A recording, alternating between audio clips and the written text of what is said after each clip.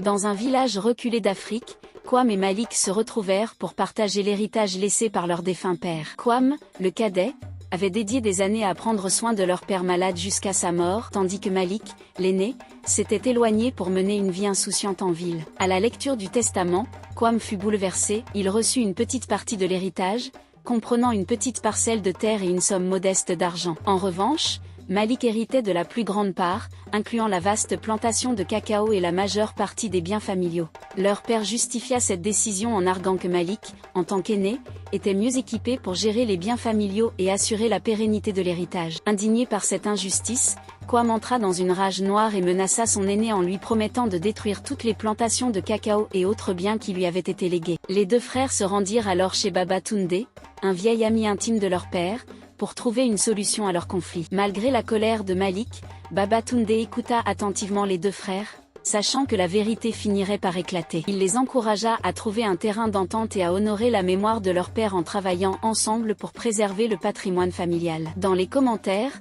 dites-moi si vous pensez que le père a bien fait de partager l'héritage de cette manière. N'oubliez pas de liker, de partager et de vous abonner pour plus d'histoires africaines inspirantes.